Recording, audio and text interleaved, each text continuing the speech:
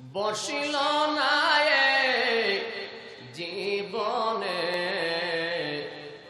কেমন করে মারল গো পাথর আবু জেহেল বেঈমানে। আল্লাহ সাল্লি আলা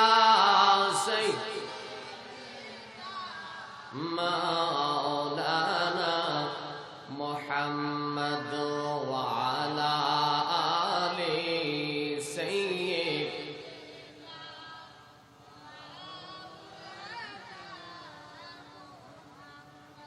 নূর নবীর নূর দিয়া তামাম জাহান বানাইয়া। কন্যা সুবহানাল্লাহ। ঘুমাই গেছেন গা? মাহফিল তো শুরু হইছে না, চিৎকার দিয়ে পড়েন না সুবহানাল্লাহ। নূর নবীর নূর দিয়া আসমান জমিন আউলিয়া তামাম জাহান বানাইয়া পাক নামে মুহাম্মদ আল্লাহুম্মা সাল্লি মারহাবা মাওলানা মুহাম্মদ ওয়া আলা আলি সাইয়্যিদিনা।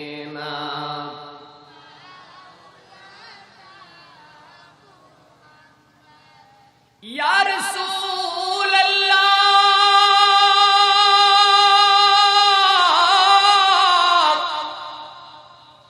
ইয়া নবী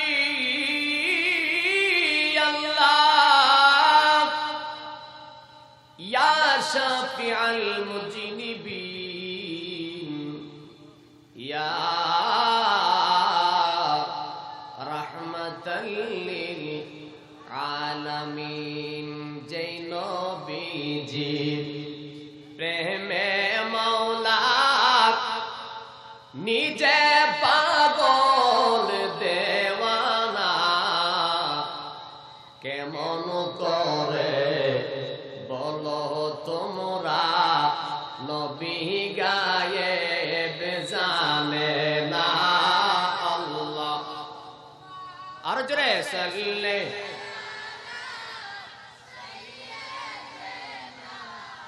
মাওলানা মুহাম্মদ ওয়া আলা আলি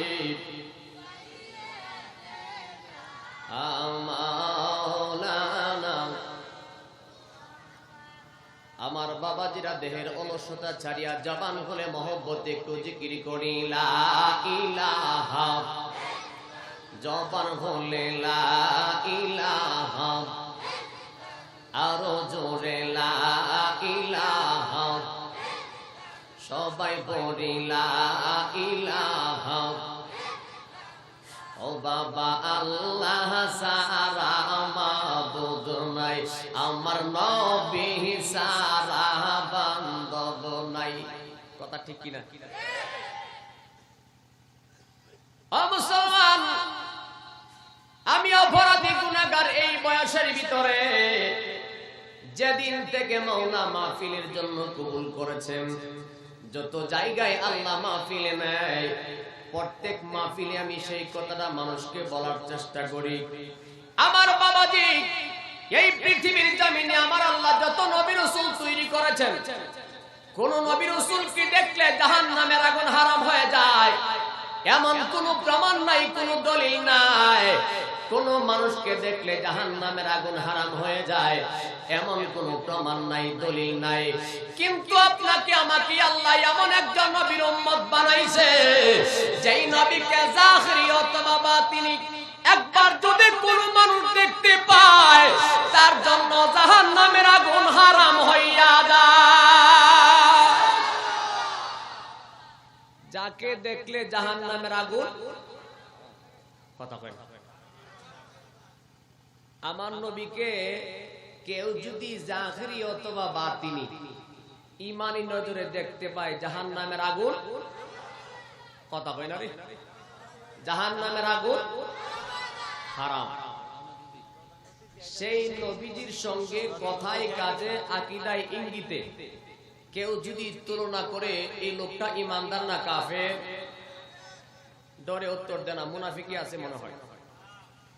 কেউ যদি রাসূলকে কথায় কাজে আকীদায় ইঙ্গিতে তার মতে মনে করে লোকটা ইমানদার না কাফের, আমাদের মাহফিলে যিনি সম্মানিত আমার মুসলমান ভাই, যে কথা বলতেছিলাম, যেই নবীকে জাহিরি অথবা বাতিনি কোন মানুষ যদি ঈমানি নজরে দেখতে পায়, তার জন্য জাহান্নামের আগুন হারাম হইয়া যায়। ওই নবীজির মহব্বতে দুরূদ শরীফ পড়া দরকার আছে না নাই? একটু মহব্বতের গানটা লাগাই আমার নবীজি বলেন, আফজালু যিকরে লা ইলাহা ইল্লাল্লাহ। এই পৃথিবীর জমিনে সবচাইতে উত্তম জিকির হয়েছে লা ইলাহা ইল্লাল্লাহ।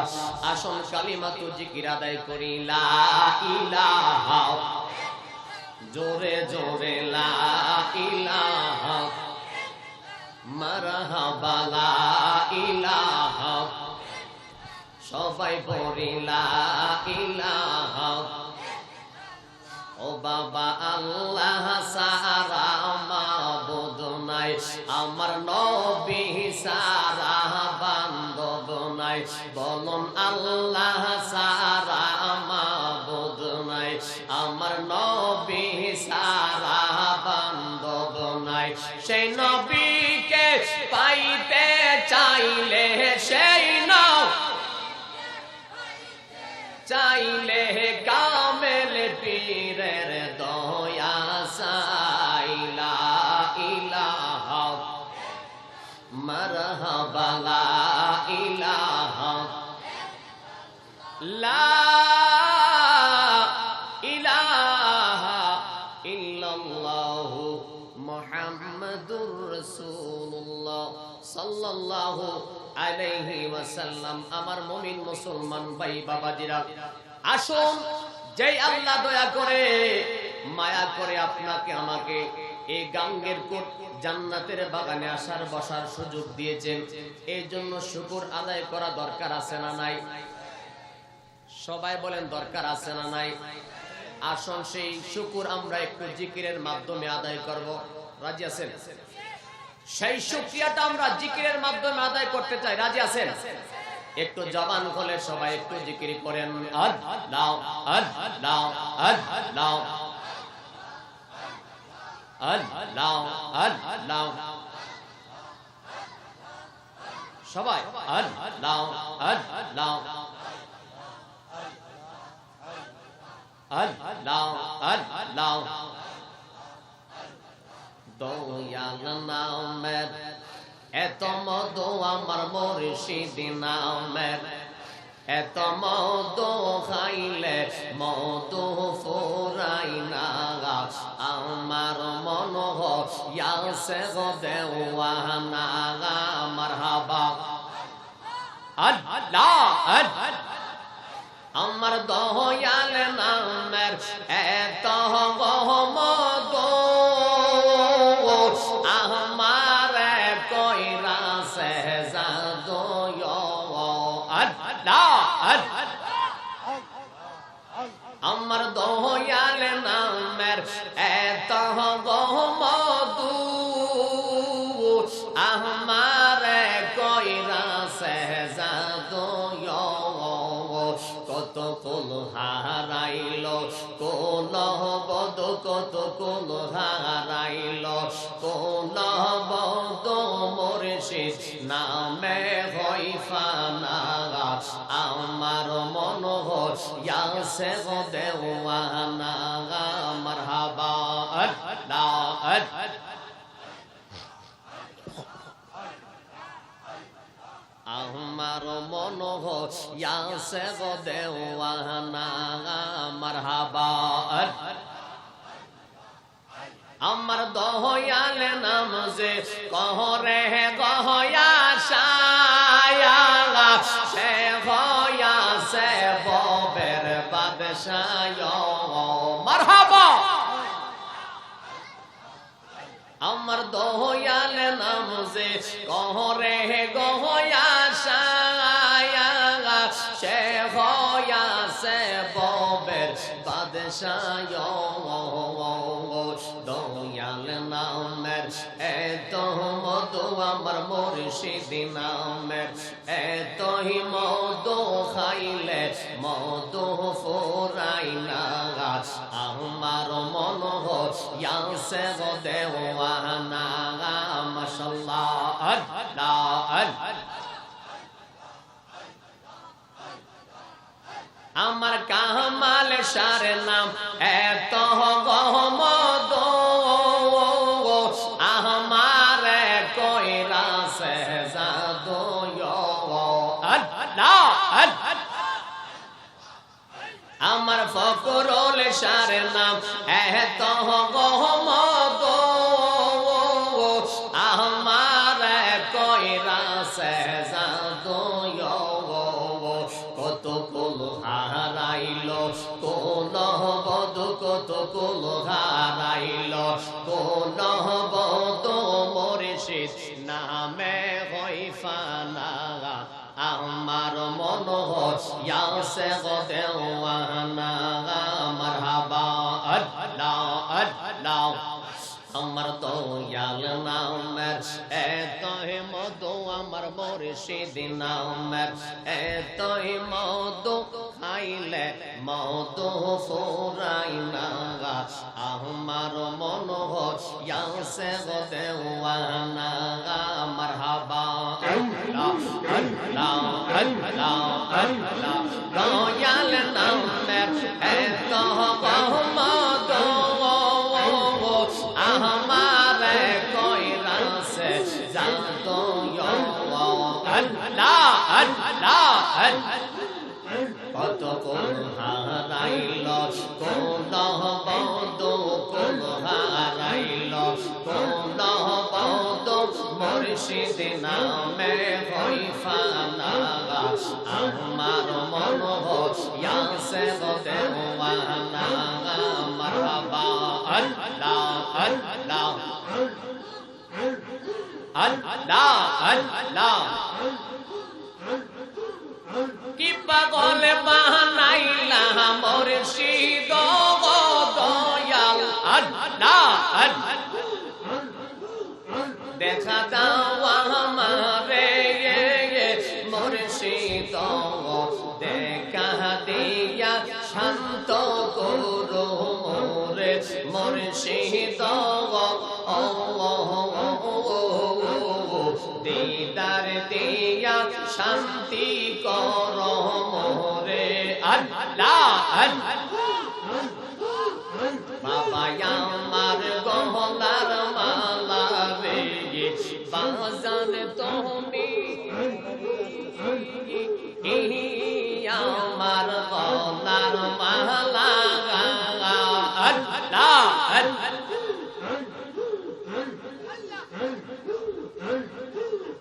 মুর্শিদ নামে হইয়া ফানা গো সখী আল্লাহ ডাকি যে তোমারে মুর্শিদ একবারে দেখা দিবাইনি আমারে আল্লাহ আল্লাহ একবারে দেখা দিবাইনি আমারে আল্লাহ আমার বউকে যত জানাবে বাজান কইতা আহাম তোমায় বলে আমার শাকা মালের প্রেমের জালা গো সখী আল্লাহ জলে আমার বুকে মুর্শিদ একবার দেখা দিবাইনি আমার মুর্শিদ একবার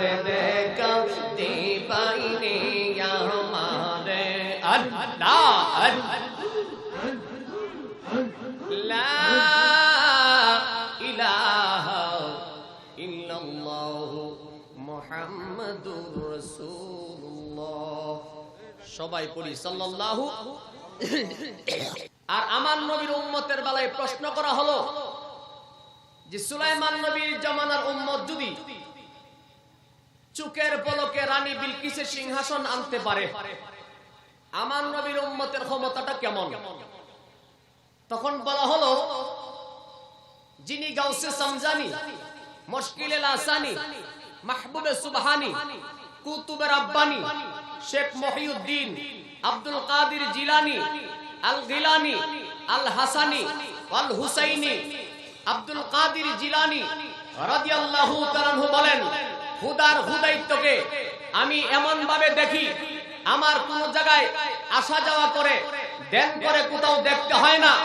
সরিষার দানা যেমন পরিষ্কার দেখা যায়, খুদার হুদায়িত্বকে আমি সরিষার দানার মতো হাতের মধ্যে দেখতে পাই। আল্লাহু আকবার।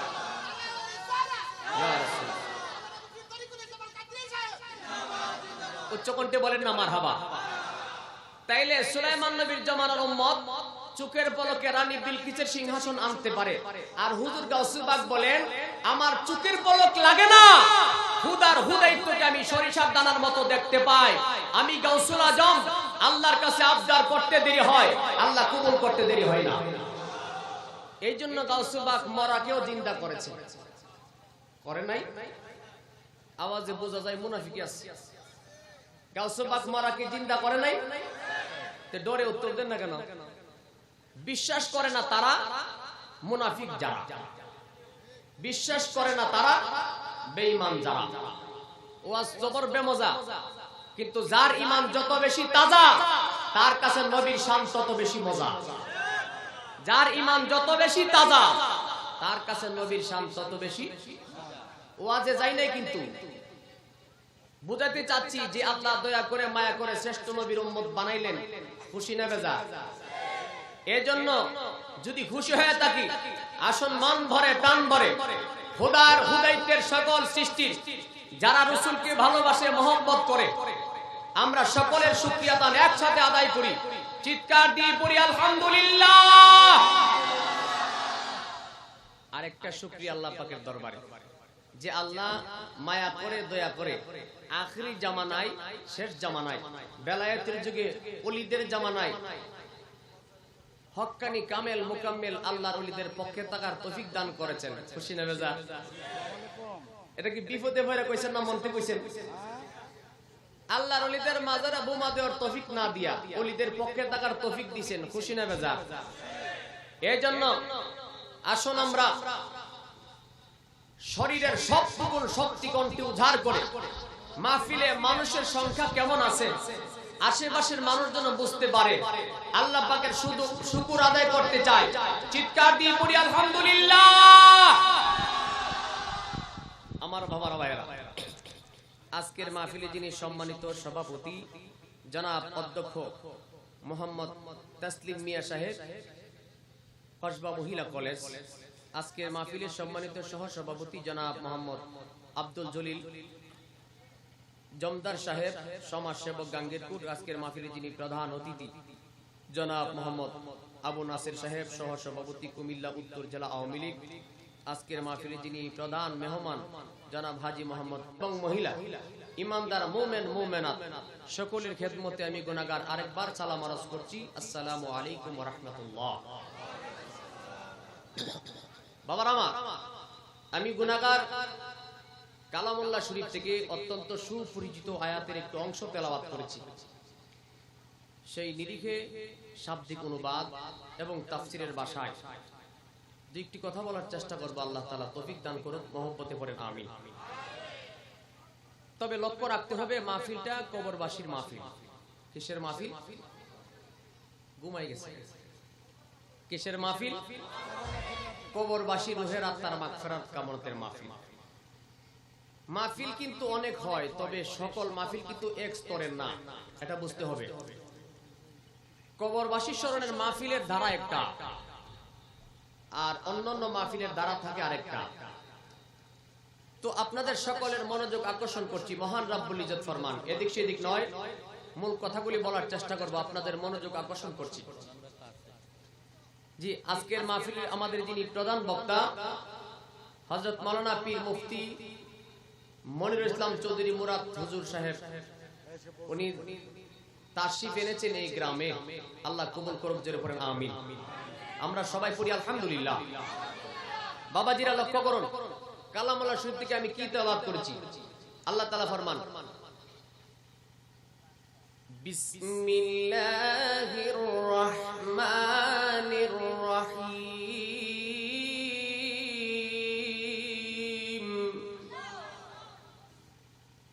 ইয়া আইয়ুহাল্লাযীনা আমানু দুখুলু ফিস-সিলমি কাফা। আল্লাহ তাআলা ফরমান, ইয়া আইয়ুহাল্লাযীনা আমানু, হে ঈমানদারগণ। ঈমানদারদেরকে উদ্দেশ্য করে আল্লাহ বলছেন ইয়া আইয়ুহাল্লাযীনা আমানু দুখুলু, দাখালা শব্দ থেকে ইয়াদখুলু, ফিস সিলমি কাফা, সিলমুন শব্দ থেকে মুসলিম। একটু ভালো করে লক্ষ্য করবেন, যারা মাদ্রাসায় পড়ছেন এবং যারা পড়েন নাই, মেহেরবানি করে একটু মনোযোগ দিবেন।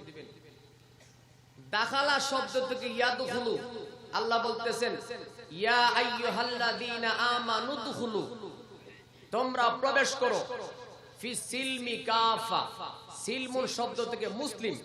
আল্লাহ বলতেছেন তোমরা মুসলমান হও, তোমরা ইসলামের মধ্যে প্রবেশ করো, পরিপূর্ণভাবে প্রবেশ করো। আল্লাহ বুঝাইলেন পরিপূর্ণভাবে তোমরা ইসলামে প্রবেশ করো। এখানে পরিপূর্ণ বলতে কি বুঝাইলেন আল্লাহ তাআলা? যেমন ইসলামের মধ্যে পরিপূর্ণভাবে প্রবেশ করতে গেলে সিলমুন শব্দ থেকে মুসলিম, মুসলিম মানে আত্মসমর্পণকারী, মুসলমান মানে আত্মসমর্পণকারী। আত্মসমর্পণ কার কাছে করবে মানুষ? কথা বলেন না, আল্লাহর কাছে। যিনি আল্লাহর কাছে আত্মসমর্পণ করবে তাকে বলা হয় মুসলিম। আল্লাহর কাছে যারা আত্মসমর্পণ করেছে তাদেরকে বলা হয় মুসলিম। এখন আল্লাহ তাআলার কাছে আত্মসমর্পণ করার সিস্টেম কি, লক্ষণ কি, পদ্ধতি কি? যেমন আল্লাহকে আমরা দেখি নাই, আমরা দেখেছি, আপনাদের মনোযোগ নাই। আল্লাহকে আমরা দেখেছি, দেখি নাই। এই সাধারণ এই জন্ম চক্ষু দ্বারা দেখবো দূরের কথা, একমাত্র আমার নবীজি ব্যতীত আল্লাহকে সরাসরি দেখার অনুমতি, এই পাওয়ার আল্লাহ কাউকে দেয় নাই। চিৎকার দিয়ে পড়েন সুবহানাল্লাহ। একমাত্র আমার রাসূলকে সেই পাওয়ার দিয়েছেন। এজন্য আমরা আল্লাহকে সরাসরি দেখা সম্ভব নয়। তাইলে আল্লাহর কাছে আত্মসমর্পণ করব, মাধ্যম কি? মাধ্যম হলো আমার নবীজি। সুবহানাল্লাহ। আমি অনুরোধ করব আপনাদেরকে আমার দিকে মনোযোগ দিতে আলোচনা প্রবেশ করার আগে। আত্মসমর্পণ করার প্রথম গাঁট হচ্ছে আমার নবীজি, তারপরে দ্বিতীয় গাঁট হচ্ছে নবীজির আহলে বায়াত, তারপরে তৃতীয় গাঁট হচ্ছে আখিরি জামানায় বেলায়েতের যুগে হক্কানি কামেল মুকাম্মেল আল্লাহর ওলিগণ। পড়েন সুবহানাল্লাহ। বেলায়েতের যুগে আপনি যখন হক্কানি কামেল মুকাম্মেল আল্লাহর ওলিকে চিনবেন, বুঝবেন, মানবেন, তখনই আপনি ইসলামে পরিপূর্ণভাবে প্রবেশ করতে পারবেন। যখন আপনি নবীর আহলে বায়াতকে পরিপূর্ণভাবে চিনবেন, বুঝবেন, মানবেন, তখনই পরিপূর্ণভাবে ইসলামে গমন করতে পারবেন।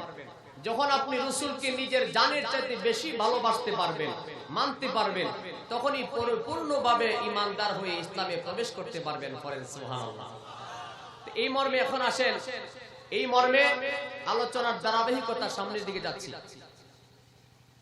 একজন ঈমানদার মুমিন, একজন মুসলমানের সতীত্ব, একজন মুসলমানের পরিচয়, একজন মুসলমানের লক্ষণ, একজন মুসলমানের কাজ, একজন মুসলমান, একজন ঈমানদার। ঈমানদার ব্যক্তির বৈশিষ্ট্য সুদ খাওয়া হইতে পারে না। ঈমানদার ব্যক্তি সুদ খাইতে পারে না। আপনারা কথা বলেন না, মনে হয় বিরক্ত বোধ করছেন।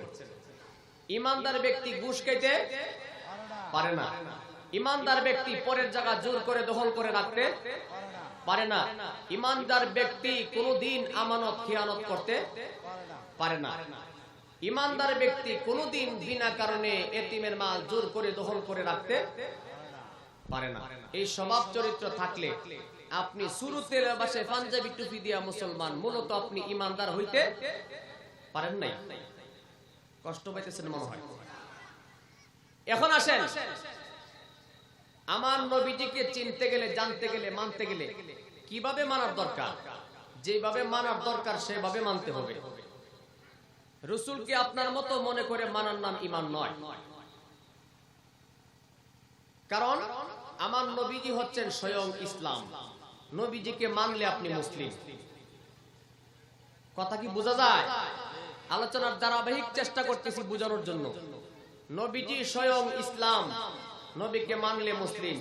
নবীজি ঈমান, নবীকে মানলে মুমিন। নবীকে আপনার আমার মতো মনে করে মানার নাম ঈমান নয়। যেমন আমার নবীজির বেলায় আল্লাহ তাআলা কোরআনে বলেছেন, আমার রাসূলকে আমি নূর হিসেবে পৃথিবীর জমিনে প্রেরণ করেছি। আল্লাহ তাআলা কোরআনে বলবেন, বিসমিল্লাহির রাহমানির রাহিম,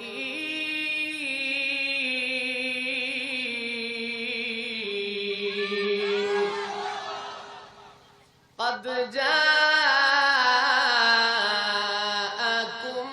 من الله نور وكتاب مبين।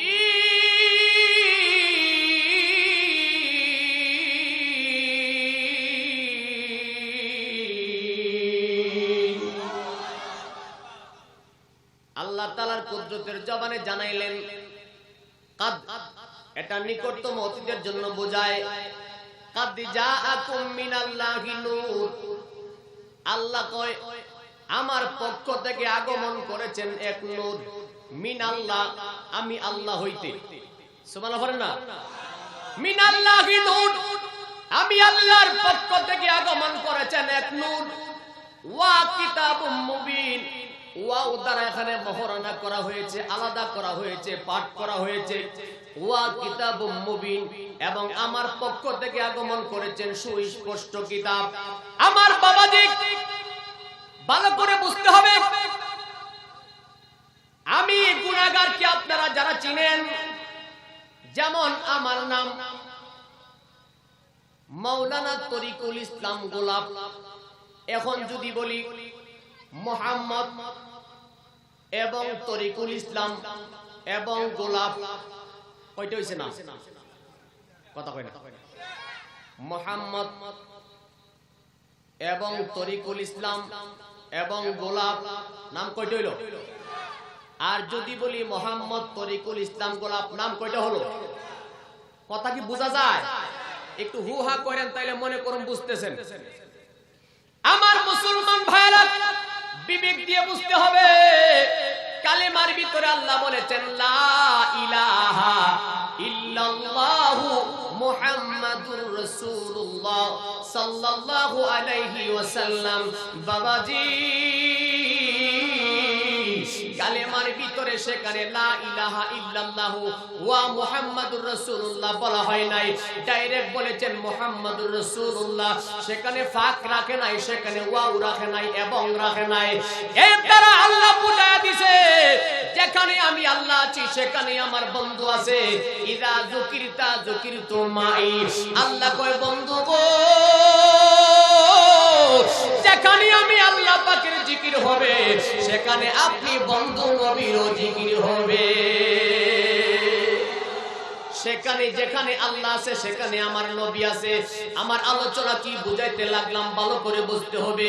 লা ইলাহা ইল্লাল্লাহু মুহাম্মাদুর রাসূলুল্লাহ, সেখানে কোনো ফাটলতা নাই, কোনো ওয়াও নাই, কোনো এবং নাই। আল্লাহর হাবিবকে আল্লাহর সঙ্গে রেখেছেন।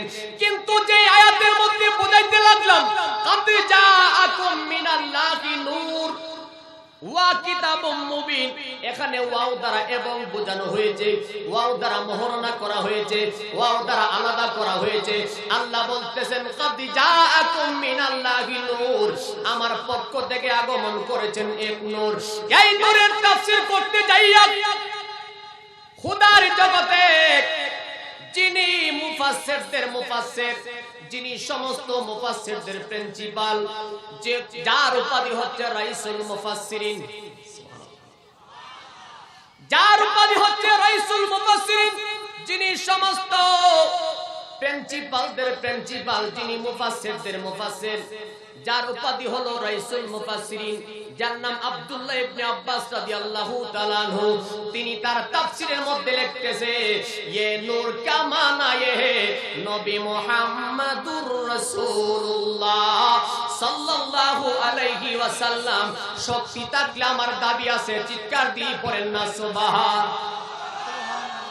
আমার বাবাজি, যিনি প্রিন্সিপালদের প্রিন্সিপাল, যিনি মুফাসসিরদের মুফাসসির, আব্দুল্লাহ ইবনে আব্বাস বলেন, এই নূরের তাফসীর করেছেন। তিনি বলতেছেন নূর হলো আমার নবী মুহাম্মদুর রাসূলুল্লাহ, আর ওয়া কিতাবুম মুবিন, এই কিতাব দ্বারা কোরআনুল কারীমকে বোঝানো হয়েছে। আল্লাহ বলতেছেন, surely has come to you from Allah himself. Allah declare in the Holy Quran, আমি আল্লাহর পক্ষ থেকে আগমন করেছেন এক নূর, ওয়া কিতাবুম মুবিন, আমার পক্ষ থেকে আগমন করেছেন সুস্পষ্ট কিতাব।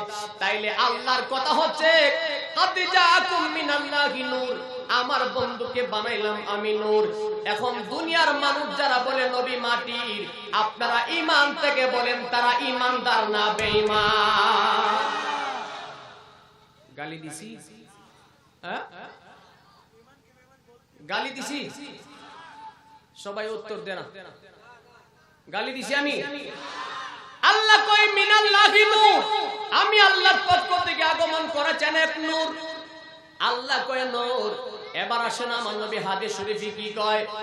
আমার নবী কি কয়? ইয়া জাবের ইন্নাল্লাহা খালাকা কাবলাল আশিয়ায়ে নূরান নাবিকা মিন নূরিহি।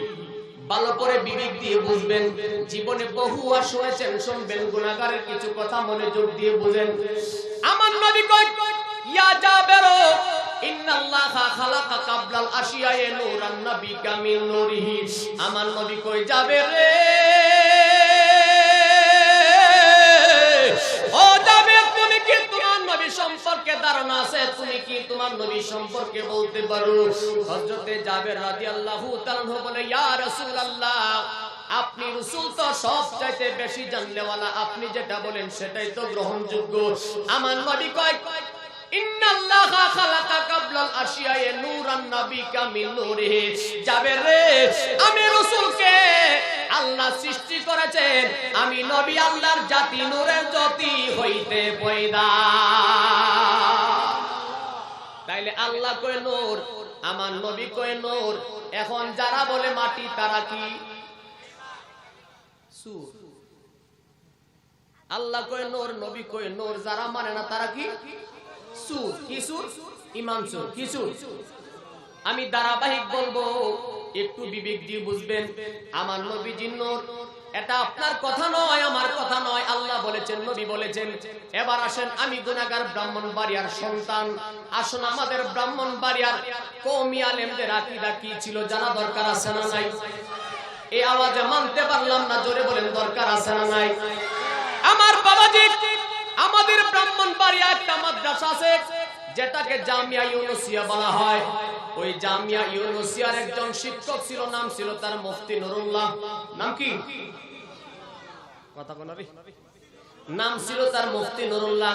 তিনি কয়েকটা কিতাব লিখেছে, এর ভিতরে গ্রহণযোগ্য কয়েকটা কিতাবের ভিতরে একটা হলো মাশায়েখে চিশত, আর একটা হলো হায়াতে আজম মুফতি নুরুল্লাহ।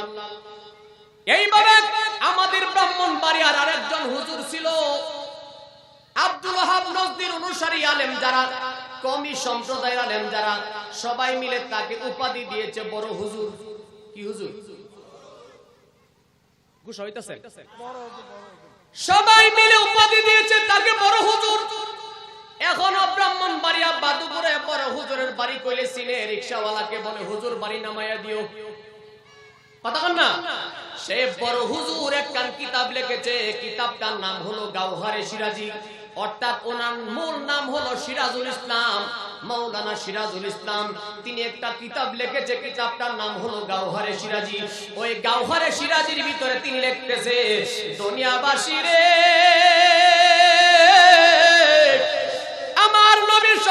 সম্পর্কে তোমরা ভুল ধারণা করিও না। আমার নবীজির মাথা মোবারকের চুল মোবারক থেকে সমস্ত দেহের পায়ের শেষ অংশ পর্যন্ত সমস্ত দেহ মোবারক নূরুন আলা নূর মোবারক। তাইলে তোমার দলের হুজুর বড় হুজুরে কইছে নবী নূর, এখন তোমরা যারা বলো মাটি, তোমরা কি কথা কয় না? ওয়াজ বুঝেন রে? আসুন ভালো করে লক্ষ্য করুন আমার বাবাজিরা। তাইলে কোরআন থেকে পাইলাম নবী নূর, হাদিস থেকে পাইলাম নবী নূর, এবার বাদুপুরের বড় হুজুরে কই নূর। আমরা কি বলবো? আমরাও জানি নবী নূর, ঠিক না ঠিক? মাটির দলে আমরা নাই। এবার আসেন নূরের পরে কি? ও মুসলমান ভাইরা, ভালো করে বুঝবেন, নবীজির আকীদা সম্পর্কে সহি না হইলে ঈমান নিয়ে কবরে যাইতে পারবেন না। আমরা জানি নবী নূর। এবার আসেন আমার নবী হাজেরও, কথা কয় না, হাজেরও। আরে বাবাজি, মাহফিল তো মানুষ এই জন্যই করে, ঈমান আকীদা সহি করার জন্য, কিছু বোঝার জন্য, কিছু পাওয়ার জন্য। আমি একটা ঘটনা বলে চলে গেলাম, আপনি খুশি হইলেন, সেটা চলবে না। কিন্তু আখিরি জামানায় বেলায়েতুল যুগে সঠিক আকীদাটা বোঝা দরকার আছে না নাই? বাবাজি, আমরা জানি নবী হাজির ও নাজির। কেমনে নবী হাজির ও নাজির? ভালো করে বুঝবেন।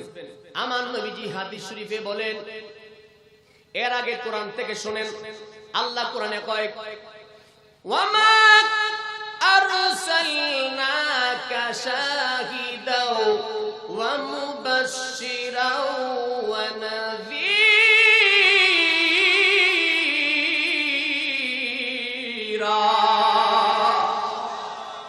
আল্লাহ কয়, ওয়ামা আরসালনাকা শাহিদা।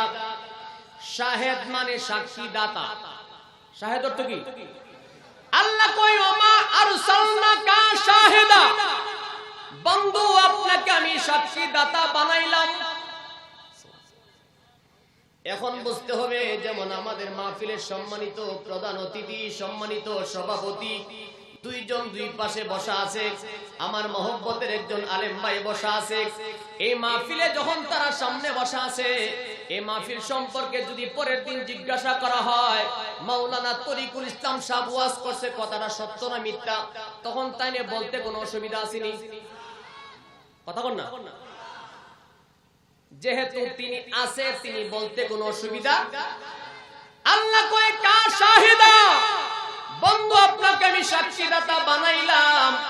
তাইলে প্রমাণ হয়ে গেল, খুদার জগতের ভিতরে কে কি করে, কি হয় না হয়, আমার নবী সকল খবর জানে। যদি না জানে তাইলে আল্লাহ সাক্ষী দাতা কইল কে রে? নবীজি তো সকল বিষয়ের সাক্ষী দাতা, তাইলে নবী না দেখলে কেমনে বলবে? কথা বল না। এই মর্মে আল্লাহ তাআলা কুরআন শরীফের মধ্যে আরেক জায়গায় বলেছে, আলাম তারা কাইফা ফাআলা রাব্বুকা বি আসহাবিল ফিল।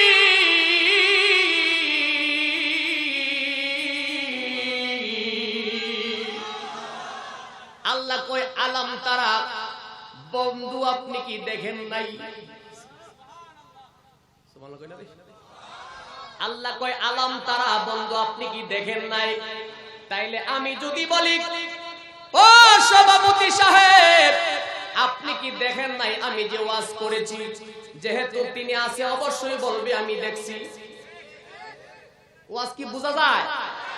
আল্লাহ কয়, আলাম তারা, বন্ধু আপনি কি দেখেন নাই? আল্লাহু আকবার। আলাম তারা কাইফা ফাআলা রাব্বুকা বিআসহাবিল ফিল। বন্ধু আপনি কি দেখেন নাই আমি কিভাবে হস্তি বাহিনীকে ধ্বংস করে দিয়েছিলাম? তাইলে বোঝা গেল কোন সময় ওই আব্রাহার বাহিনী কাবা ধ্বংস করতে এসেছিল। যদিও জাহিরি ভাবে নবী কি আল্লাহ দুনিয়ার জমিনে পাঠাই নাই, সেই সময়ও আমার নবী সেই খবর জানে। ওয়াজ না বুঝলে প্রশ্ন করবেন, আমি জিন না উড়াল দিয়া যাইতাম না? না বুঝলে প্রশ্ন করবেন, হুজুর বুঝাইয়া দেন। আসুন সামনে যাই, আল্লাহ তাআলা পরিষ্কারভাবে জানাইলেন ওয়া মা আরসালনাকা শাহিদা ওয়া মুবাশশিরা ওয়া নাযীরা।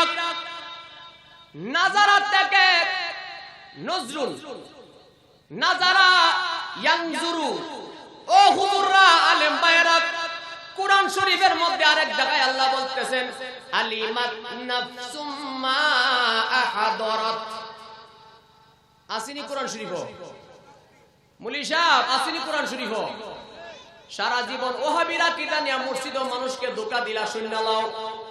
আল্লাহ কয় আলিমাত নাফসুম মা আহাদারাত। এই আহাদারাতের মানি হলো 5টা। কয়টা? কথা কোন নাকি? এই আহাদারাতের মানি হলো 5টা। হাজারা, হাদরুন, নাজারা, নজরুন, ইত্তেবা। সুবহানাল্লাহ। আমার নবীজি কয় হাজারা, নবীজি কয় খোদার জগতে আমি সর্বত্র বিরাজ। কুরআন কুরআন, হাজারা, হাদরুন, নাজারা, নজরুন, ইত্তেবা। এর ভিতরে প্রথমটা হলো আমার নবী কয় আল্লাহ আমাকে এমন ক্ষমতা দিয়েছে আমি সর্বত্র বিরাজমান। আল্লাহু আকবার, ইয়া রাসূলুল্লাহ।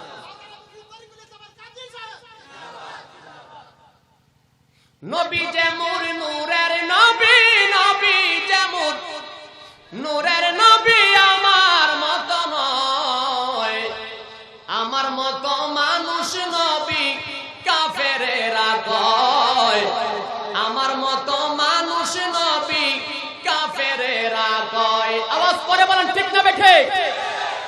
কারণ রাসূলকে আমার মতো বলতো মক্কার কাফেরেরা, এর স্বভাবটা ছিল কাফেরদের। ঠিক আমার মতো বলার স্বভাব কাদের ছিল?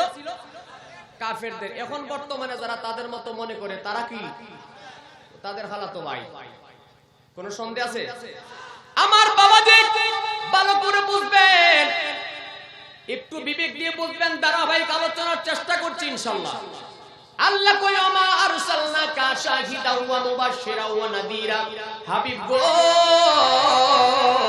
আপনাকে আমি সাক্ষীদাতা বানাইলাম, সকল বিষয়ে আপনাকে আমি সাক্ষীদাতা বানাইলাম। তাইলে আল্লাহর কোরআন অনুযায়ী প্রমাণ হয়ে গেল আমার নবী হাজির ও নাজির। এবার আসেন হাদিস শরীফে যায় আমার নবীজি কেমনে হাজির ও নাজির। আমার নবীজি কই ইন্নাল্লাহা তাআলা ক্বাদ রাফা আলিয়াদ দুনিয়া। কিচ্ছা কাহিনী কইতাছি, প্রত্যেকটি কথা কোরআন এবং হাদিস, কোরআন এবং আমার নবী কই ইন্নাল্লাহা তাআলা ক্বাদ রাফা আলিয়াদ দুনিয়া। রাফা উন্মোচন করে দিয়েছেন, উন্মুক্ত করে দিয়েছেন। ফাআনজুর ইলা ইয়াউমাল কিয়ামাতি। সুবহানাল্লাহ না? ওয়া হুয়া কাইনুন ইলা ইয়াউমাল কিয়ামাতি ফাআনজুর ইলা কাফি হাযিহি। আমার নবী কই দুনিয়ার মানুষ রে, ও জগৎবাসী তোমরা শুনিয়া লও, তোমরা জানিয়া লও, আল্লাহ তাআলা আমি রাসূলকে কেমন ক্ষমতা দিয়েছে তোমরা বুঝিয়া লও। আমার নবী কই ইন্নাল্লাহা তাআলা ক্বাদ রাফা আলিয়াদ দুনিয়া। রাফা উন্মোচন করে দিয়েছেন, উন্মুক্ত করে দিয়েছেন। সেখানে কোনো ডাকনা নাই, কোনো পর্দা নাই। কাফি হাযিহি, আমার নবী কই হাতের তালু যেমন করে পরিষ্কার দেখা যায়, খোদার হুদায়িত্বটাকে আমি নবীর কাছে তেমন করে দেখা যায়। ও সোনামণি, হাদিস কি তোমার চোখে পড়ে না? ও সোনামণি, হাদিস কি তুমি পড়ো নাই? আসুন আর একটা সামনে যাই। আমার নবীজি কেমন করে হাজির ও নাজির। আমার নবীজির একজন আশিক, একজন প্রেমিক সাহাবী ছিল। আমার নবীজির মহব্বতে এশার নামাজের পরে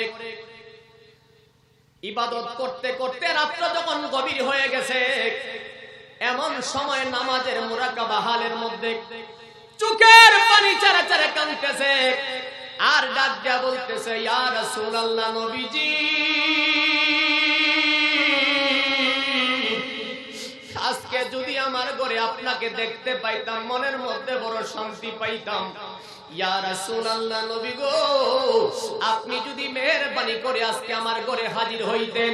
ও মুসলমান, সাহাবী চোখের পানি ছেড়ে ছেড়ে কাঁদতেছে, এমন করে পেছন দিকে তাকায়া দেখতেছে আমার নবী তার সামনে হাজির হইয়া গেছে। আর একটা সহজ একটা দলিল দেখ, যেই তাফসীরে জালালাইন শরীফ কোন সুন্নি নাই, ওহাবি নাই, সমস্ত মাদ্রাসায় পড়ায়। ওই আল্লামা জালালউদ্দিন সুয়ুতী রাহমাতুল্লাহি আলাইহি তিনি বলেন, আমি মুরাকাবায় নয়, মুশাহাদায় নয়, ঘুমের ঘরে নয়, স্বপ্নে নয়, আমি সৈয়দ গ্রামের মধ্যে দিনের বেলায় সরাসরি আমার নবীকে আমি দিনের বেলায় 7 বার দেখেছি। তাইলে যে তাফসীরে জালালাইন শরীফ যিনি লিখেছেন আল্লামা জালালউদ্দিন সুয়ুতী রাহমাতুল্লাহি আলাইহি, তিনি বলেছেন দিনের বেলায় আমি 7 বার রাসূলকে দেখেছি, দিনের বেলায় স্বপ্নে নয়, ঘুমের ঘরে নয়। তাইলে আমার নবী আসতে পারে কি পারে না? আরো জোরে বলেন, পারে কি পারে না? আমার বাবা দিয়ে বলতেছিলাম আমার নবী কেমন করে হাজির নাজির হয়ে, একটু ভালো করে গভীর মনোযোগ দিলে বুঝতে পারবেন। যেমন আমাদের ব্রাহ্মণবাড়িয়ার যে মুফতি নুরুল্লাহ সাহেবের কথা আমি বলেছিলাম, জামিয়া ইউনুসের শিক্ষক ছিলেন তিনি একটা কিতাব লিখেছে, কিতাবটার নাম হলো হায়াতে আজম মুফতি নুরুল্লাহ। আমি জানি এই এলাকার ভিতরে জামিয়া ইউনুসের ছাত্র অনেকেই থাকতে পারে। আমি বলবো আপনারা আমার কথাগুলি ভালো করে শুনেন অথবা রেকর্ড করিয়া রাখেন।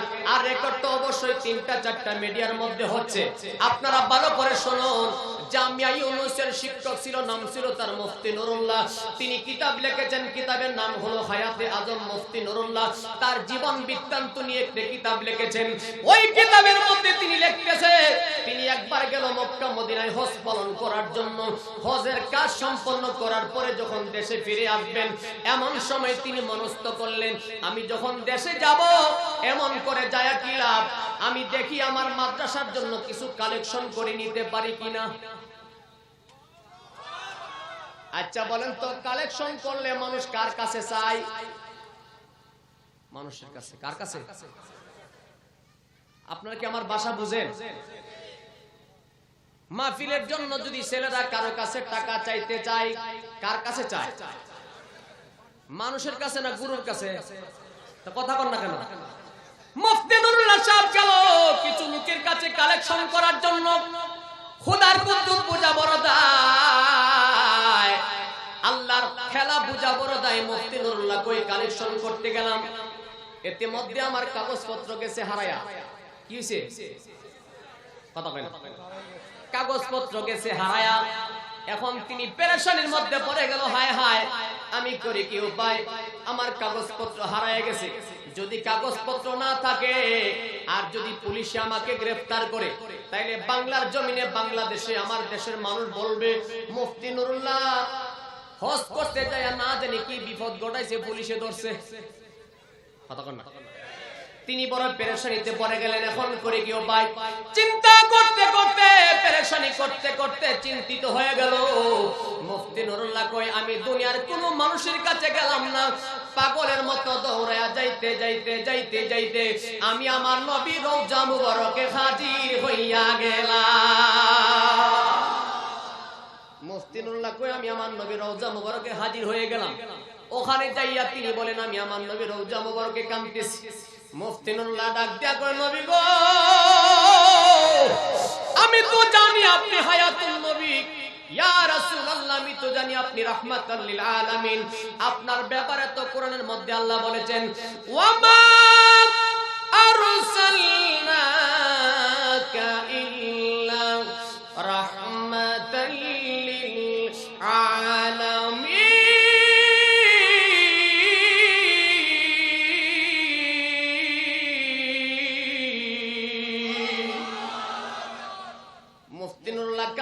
ডাক দিয়া বলতেছে নবী গো, আমি তো জানি আপনি রাহমাতাল লিল আলামিন।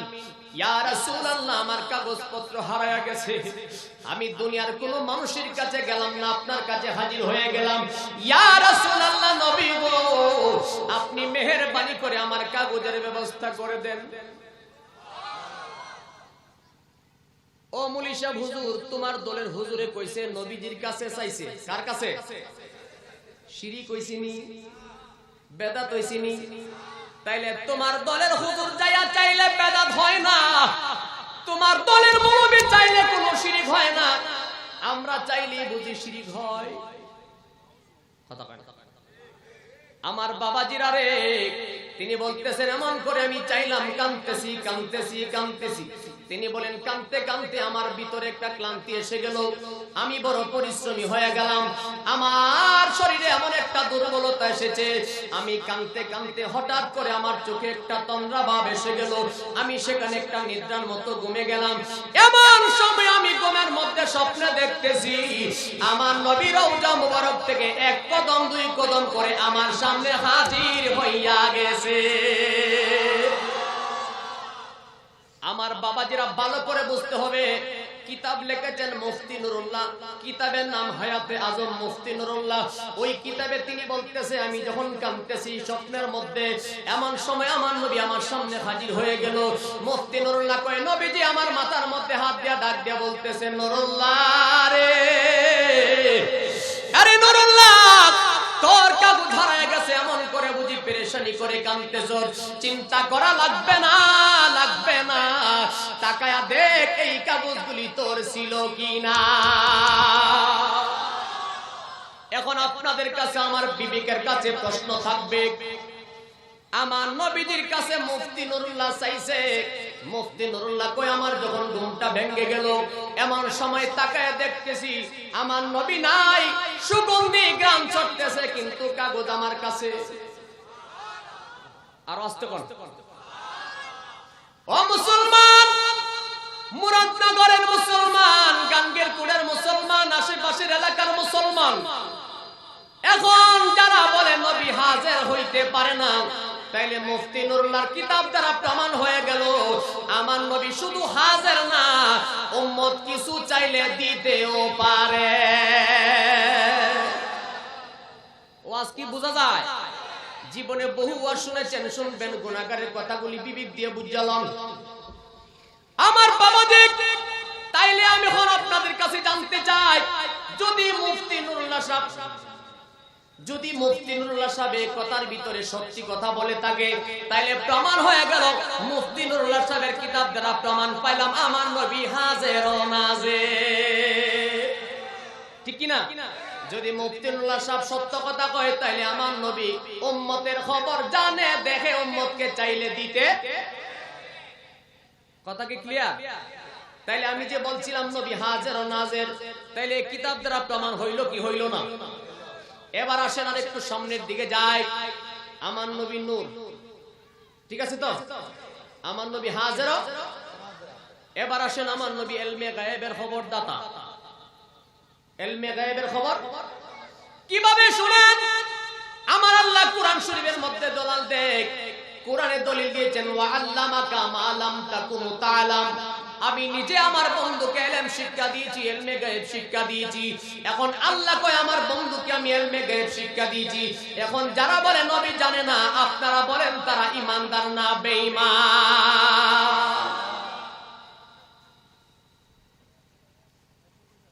এই জন্য ছোট সময় একটা গজল গাইতাম, আরে কোন পাগলে বলে নবী গায়েব জানে না, কইতাম নি? হ্যাঁ, কোন পাগলে বলে নবী গায়েব জানে না, এলেমের শহর গো নবী শাহে মদিনা, বলুন এলেমের শহর গো নবী। ঘুমে গেছেন গা, পিছনের মানুষটি জব দেনা, জোরে বলেন কোন পাগলে বলে নবী গায়েব জানে না, এলেমের শহর গো নবী, না বলুন এলেমের শহর গো নবী। আরে দেবন্দের সাথের যিনি, আরে মির্জা গোলাম কাদিয়ানি, এলেম শিখে শয়তান হইছে নবী চিনল না। ঠিক না বে ঠিক? কারণ গোলাম আহমদ কাদিয়ানি কইছে নাকি নবী। নাউজুবিল্লাহ কইতেন না? গোলাম আহমদ কাদিয়ানি সে ছিল এক ব্যাটারি। এক ব্যাটারি বুঝেন তো? একটা চোখ ছিল কানা, এ কানা বেড়া নবী দাবি করে, নাউজুবিল্লাহ কইতেন না। এর জন্য শেখ বলে দেবন্দের সাথীর যিনি মির্জা গোলাম কাদিয়ানি, এলেম শিখে শয়তান হইল নবী চিনল না, ওরে এলেম শিখে শয়তান হইল নবী চিনিল না, এলেমে শহর গো নবী শাহে মদিনা, বলুন এলেমে শহর। একবার আওয়াজ করে বলেন না ইয়া রাসূলুল্লাহ। আমার বাবাজি, আমি যে বলেছি আমার নবী ইলমে গায়েবের খবরদাতা। গায়েব হলো দুই প্রকার। কত প্রকার? গায়েব হলো দুই প্রকার, একটা হচ্ছে ইলমে গায়েব আর একটা হচ্ছে আলিমুল গায়েব। ইলমে গায়েব কারে কয় আর আলিমুল গায়েব কারে কয় ভালো করে বুঝতে হবে। ইলমে গায়েব আর আলিমুল গায়েব এক নয়। আলিমুল গায়েব হচ্ছে যে গায়েব কারো কাছে শিখতে হয় না, আনতে হয় না, জানতে হয় না, কারো মুখাপেক্ষী নয়, যাহা নিজে স্বয়ং সম্পূর্ণ সেটা হচ্ছে আমার আল্লাহ। আর ইলমে গায়েব হচ্ছে যে গায়েব আল্লাহ রাসূলকে আল্লাহ দান করেছেন। এই জন্য আল্লাহ বলেছেন ওয়া আল্লামাকা মা লাম তাকুনু তাআলাম, আমি নিজে আমার বন্ধুকে ইলমে গায়েব দান করেছি। এবার আসেন হাদিসে যাই, আমার নবী কেমনে ইলমে গায়েব জানেন। আমার নবী রাস্তা দিয়ে হাঁটতেছেন, একটা কবরের পাশ দিয়ে চলে যায়। এমন সময় আমার নবীর পবিত্র জবান মুবারকে বলতেছেন ফাহুমা ইউআযিবানে বিকাবিরিন, এ সাহাবী, কবিরা গুনার কারণে দুটি কবরের ভিতরে আযাব চলতেছে। জোরে কইতেন না।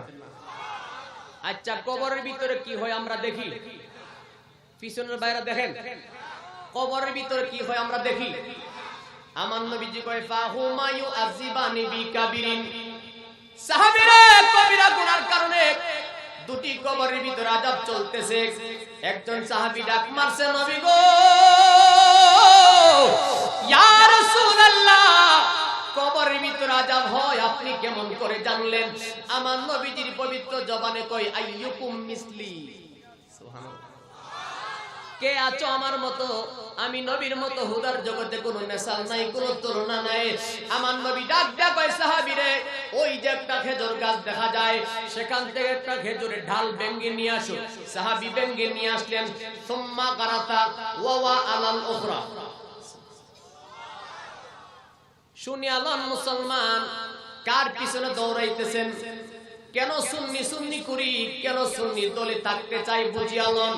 আমার নবীজি কয় সুম্মা গারাতা ওয়া আলাল উখরা, ডালটাকে আমার নবী নিজের হাত মোবারকে দুইটা টুকরা করলেন, করিয়া দুটি কবরের ভিতরে গাড়িয়া দিলেন। এমন সময় আমার নবী ডাক মারছে, সাহাবীরে এই দুইটা ডাল যতক্ষণ পর্যন্ত কবরে জীবিত থাকবে রে, ততক্ষণ পর্যন্ত কবরে আযাব চলবে না। আচ্ছা, এখন বলেন, আমরা কোনদিন কবরের ডাল দিয়া বলতে পারবো নি কবরের আযাব বন্ধ হইছে? কোন হুজুর পারবো নি? যারা বলে নবী তাদের মতো তারা পারবো নি? হ্যাঁ, আমার বাবাজি, আমার নবীজি কবরের ভিতরে কি হয় দেখে কি দেখে না? এ ক্ষমতা দিল কে? তাইলে এই কথার দ্বারা প্রমাণ হয়ে গেছে কবরের ভিতরে কি হয় আমার নবী সেটা পর্যন্ত জানে। জানিনি? আমার বাবাজি, আরো ভালো করে বুঝুন, আমার নবীজিকে আল্লাহ কেমন ক্ষমতা দান করেছেন, কেমন পাওয়ার দিয়েছেন। আমার নবীটা কেমন বোঝার জন্য যদি নসিব মন্দ হয় কিচ্ছু করার নাই, আর তফসির যদি ভালো হয়ে বুঝতে পারবেন। এই বর্তমান জামানায় যারা বলে নবী তাদের মতো, আপনারা তাদের কাছে প্রশ্ন করবেন, আমার নবী রাস্তা দিয়ে হাঁটলে পাথরের মধ্যে কদম দিলে পাথর তোলার মতো নরম হয়ে যায়? মুলি সাহেব হুজুর ফাড়া দিলে নরম হইবনি? তুমি নবীর মতো কেমনে? আমার নবী পাহাড়ের পাড় দিয়ে হাঁটতেছে, এমন সময় আমার নবী বলতেছেন, সঙ্গে মাওলা আলী পেছনে। আমার নবী কয় জাবালুন উহুদুন উহিব্বুনা ওয়া নুহিব্বুহু। এ মুলি সাহেব হুজুর ভালো করে শুনেন, আমার নবী কয় জাবালুন উহুদুন উহিব্বুনা ওয়া নুহিব্বুহু। আমার বাবাজিরা, নবীজি পাহাড়ের পাড় দিয়ে হাঁটতেছে, এমন সময় মাওলা আলী শুনতেছে পাহাড় থেকে আমার নবীজিকে সালাম দিতেছে, আসসালাতু ওয়াসসালামু আলাইকা ইয়া রাসূলুল্লাহ। পাহাড় সালাম দেয়, সালাম শুনিয়া মাওলা আলী আমার নবীকে ডাক দিয়া বলে, ইয়া রাসূলুল্লাহ, নবী গো, পাহাড়ের থেকে সালামের শব্দ শুনতেছি, সেখানে তো কোনো মানুষ নাই, কিছুই নাই, আপনাকে কে সালাম দিল? এমন সময় আমার নবী ডাক দিয়া কই, জাবালুন উহুদুন উহিব্বুনা ওয়া নুহিব্বুহু। এ সাহাবী আলী, তুমি জানো না এই পাহাড় আমি রাসূলকে ভালোবাসে, উহুদ পাহাড়টা আমি রাসূলকে ভালোবাসি, উহুদ পাহাড়টা আমি রাসূলকে ভালোবাসে, আমি রাসূলও তাকে ভালোবাসি, এই জন্য পাহাড় আমি নবীকে সালাম দিতেছে। এখন আপনাদের কাছে আমি জানতে চাই, পাহাড় যদি আমার নবীকে সালাম দেয়, পাহাড় যদি আমার রাসূলকে দেখে সালাম দিতে পারে, আমরা নবীকে দাঁড়ায়া সালাম দিতে পারবো কি পারবো না? ওয়াজ কি বোঝা যায়? আমার বাবাজিরা, আমার গভীর মনোযোগ বিবেক দিয়ে বসতে হবে।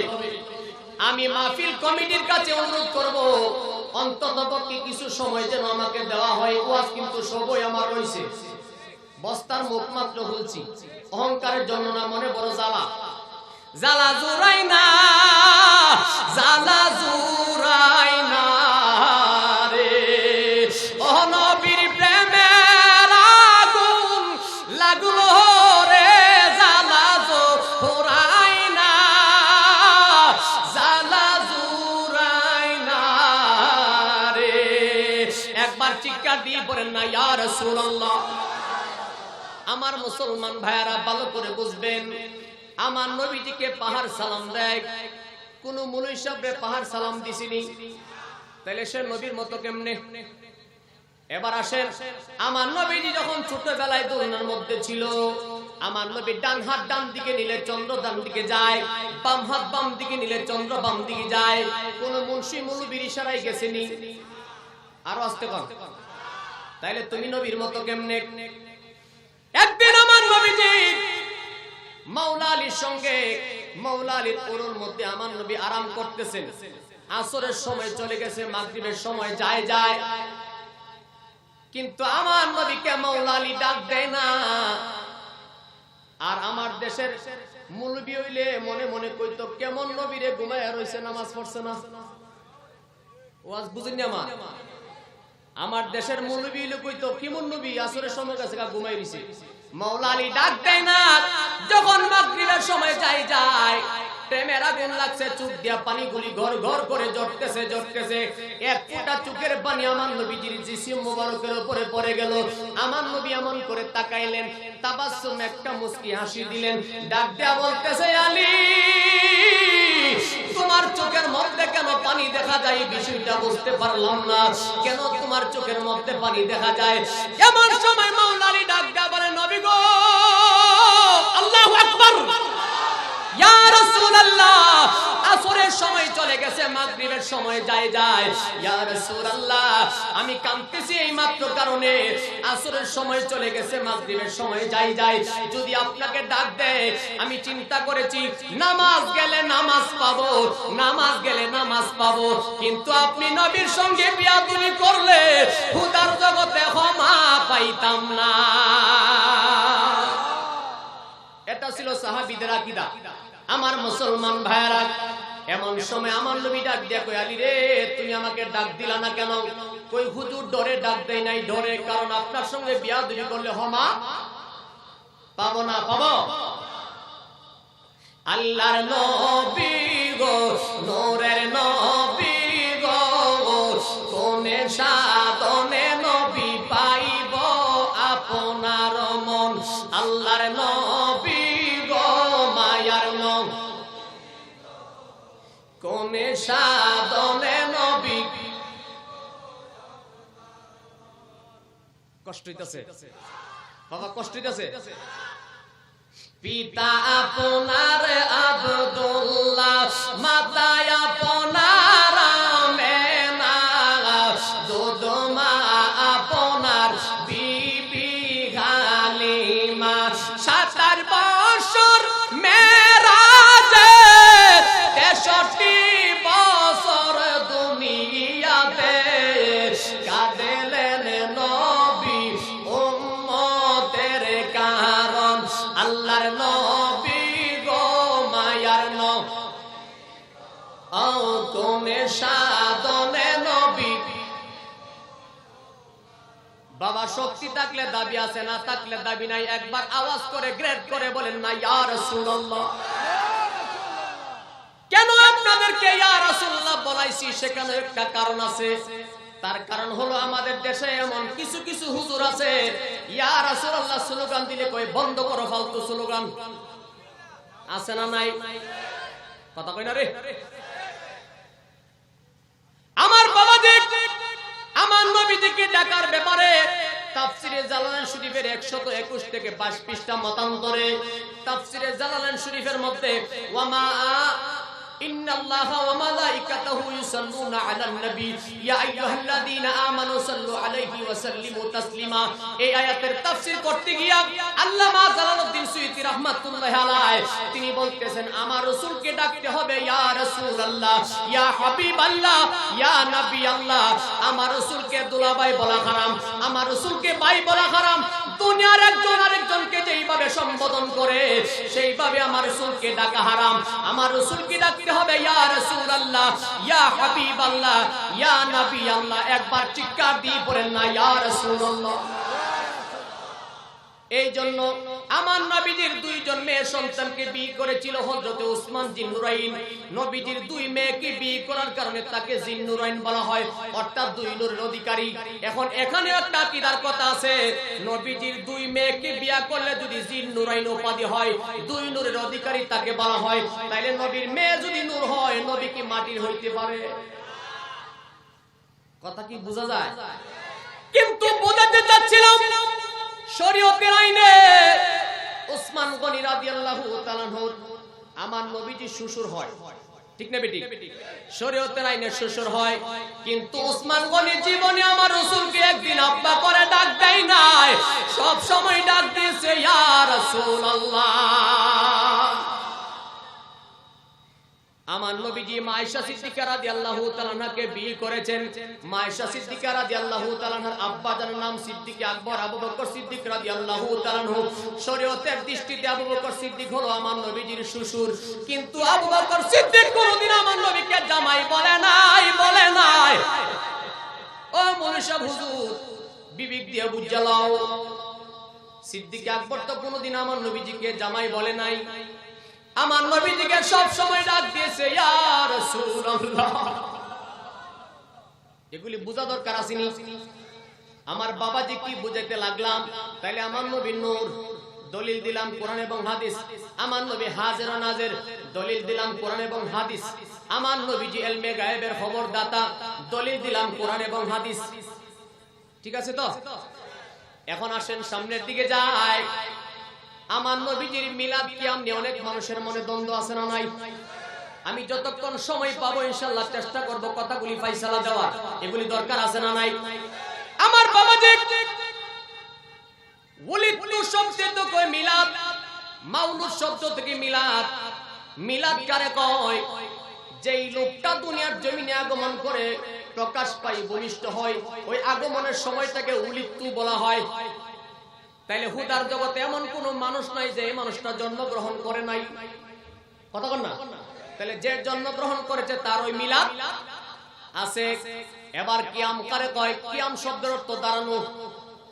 এখন তারা প্রশ্ন করে হুজুরকে আমরা দেখি না দাঁড়ায় সালাম দিব কেন?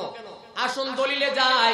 মুসলিম শরীফের হাদিস, আমার নবীজি বলতেছেন মানুষ যখন মসজিদের ভিতরে প্রবেশ করে তখন বলতে হবে আসসালাতু ওয়াসসালামু আলা রাসূলিল্লাহ, আল্লাহুম্মা ইফতাহলি আবওয়াবা রাহমাতিকা, সুবহানাল্লাহ। মসজিদের ভিতরে প্রবেশ করার সময় বলতে হয় আসসালাতু ওয়াসসালামু আলা রাসূলিল্লাহ, আল্লাহুম্মা ইফতাহলি আবওয়াবা রাহমাতিকা। ভালো করে বুঝবেন, কিন্তু প্রত্যেক মসজিদের মধ্যে লেখা থাকে আসসালাতু আল্লাহুম্মা ইফতাহলি আবওয়াবা রাহমাতিকা, কিন্তু এর আগে যে রয়েছে আসসালাতু ওয়াসসালামু আলা রাসূলিল্লাহ সেটা কিন্তু লেখা নাই। কারণ অনেকে জানে না, আর কিছু কিছু মানুষ মুনাফিকি কইরা লেখছে না।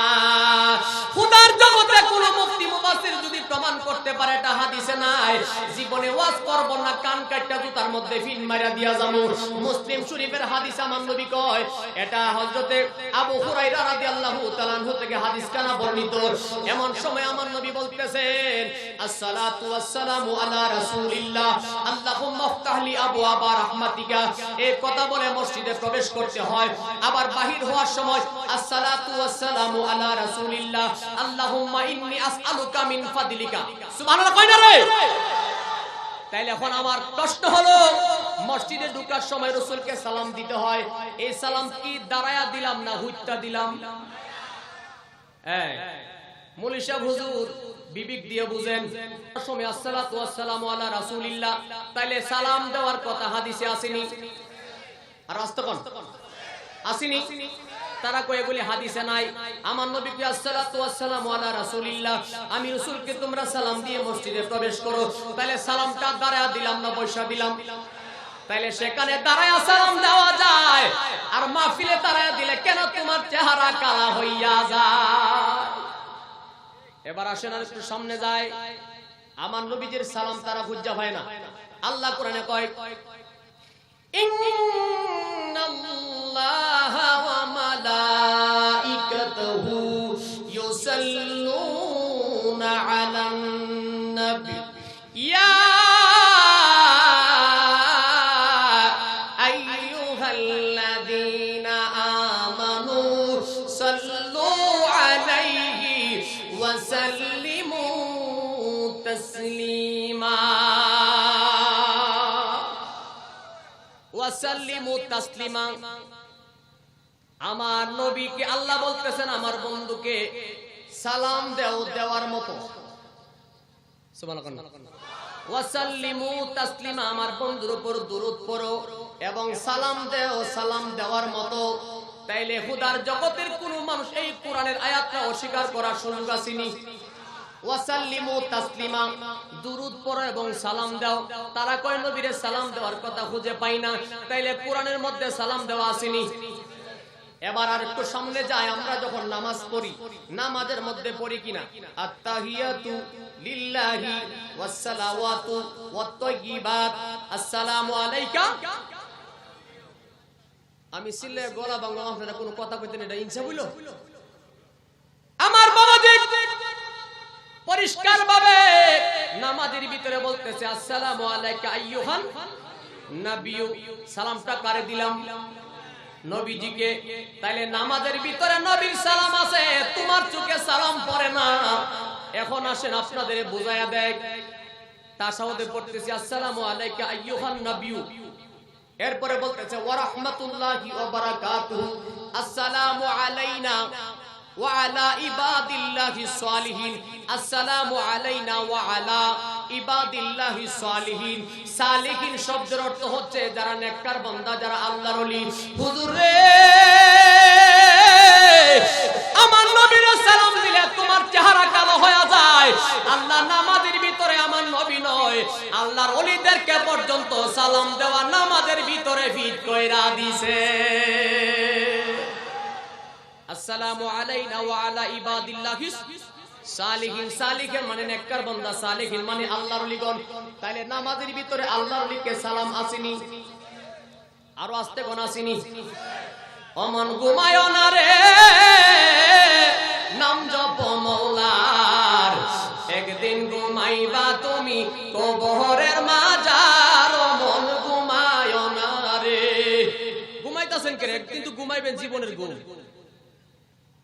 আপনার আমার দেহে যে শক্তি আছে দিছে কে? সবাই স্বীকার করে না। দিল কে? আল্লাহর শক্তি আল্লাহর কাজে ব্যবহার করবেন। একবার চিৎকার দিয়ে বলেন না আল্লাহু আকবার। আমার বাবা যে কথা বলতে চেয়েছিলাম, তাইলে আমার নবীজির সালামের দলিল আছে না নাই? জোরে বলেন আছে না নাই? এখন আসেন, আমাদের দেশে কিছু কিছু মানুষ আছে নামাজের পরে দোয়া করে না, আসেনি? কোন কমিটি কিন্তু আমাকে কোন সাবজেক্ট দেই নাই, আমি কিন্তু আল্লাহর মেহেরবানি কমপক্ষে ৬-৭টা সাবজেক্ট ওয়াজ করতেছি। দরকার আছে না নাই? কারণ আমার কথা হলো মাহফিল প্রত্যেকদিন হয় না, আর আমি গুনাহগারকে আল্লাহ এখানে কবুল করেছেন, যেহেতু চেষ্টা করব সত্য কথাগুলি জানিয়ে দেওয়া। আমিন বলেন না? অনেক মানুষ নামাজের পরে দোয়া করে না, আবার এমন কিছু হুজুর আছে জানাজার পরে দোয়া করে না। কই জানাজায় তো দোয়া আছে না নাই? এই কথার ফয়সালা পাওয়া দরকার আসেনি? কথা কই না রে আমার যুবক ভাইরা, আসুন নামাজের পরে দোয়া আছে না নাই ভালো করে লক্ষ্য করুন। হাদিস শরীফে আমার নবীজি কই সায়াকুনু ফি হাযিহি উম্মাতুল কওমু ইয়াতাদুনা ফি তুহুরি ওয়াদ দুআ। সুবহানাল্লাহ। এই হাদিসটা আবু দাউদ শরীফে আছে এবং তিরমিজি শরীফে আছে। আমার বাবাজি এই হাদিসটা আবু দাউদ শরীফে আছে এবং ইবনে মাজাহ শরীফের মধ্যে এই হাদিসটা আছে। আমার নবী কয় সায়াকুনু ফি হাযিহি উম্মাতুল কওমু ইয়াতাদুনা ফি তুহুরি ওয়াদ দুআ। আমার নবী ডাক দেয়া কয় আরে জগৎবাসী তোমরা শুনিয়া লও, আমার উম্মতের মধ্যে একদল থাকবে তারা দোয়া নিয়ে বাড়াবাড়ি করবে। তাইলে এই কথার ভিতর নবীর একটা ইলমে গায়বের খবর আছে, উম্মতের মধ্যে যে কিছু লোক বাড়াবাড়ি করবে সেটাও আমার নবী জানে। আমার নবী কইছে ইয়াকুনু ফি হাযিহি উম্মাতুন কওমু ইয়াতাদুনা ফি তুহুরি ওয়াদ দুআ। আমার নবী ডাক দেয়া কয় আমার উম্মতের মধ্যে দোয়া নিয়ে বাড়াবাড়ি করবে। আমার নবী কই দোয়া হলো সবচেয়ে উত্তম কাজ, পবিত্র কাজ। জোরে কোন না মারহাবা। আমার নবী কই দোয়া হলো পবিত্র কাজ, উত্তম কাজ। আর হে বেটা কই নামাজের পরে দোয়া লাগে না। এখন আসেন ফিকহের কিতাবের মধ্যে দেখলাম আদ-দুআউ মুখুল ইবাদা, দোয়া হলো সকল ইবাদতের মূল, সকল ইবাদতের মগজ। এখন যেই কথাটা বলা হয়েছে দোয়া হলো সকল ইবাদতের মগজ, এখন যারা বলে দোয়া লাগে না আপনারা বলেন তারা ঈমানদার না বেঈমান? এবার আরেকটু সামনে যাই। জানাজার পরে অনেকে দোয়া করে না, আছে না? কয় জানাজায় তো দোয়া। আচ্ছা আপনারা বলেন এটা যদি দোয়া হইতো তাহলে এটারে জানাজার নামাজ কইলো কেন? ঠিক না বেটি? জানাজায় যদি দোয়া হয় তাহলে জানাজার নামাজ বলা হইলো কেন?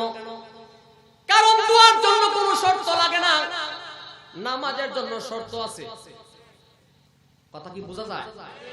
যেমন নামাজ পড়তে গেলে লাশ সামনে রাখতে হয়, আবার কাতার বন্দী হয়ে দাঁড়াইতে হয়, আবার তাকবীর পড়তে হয়।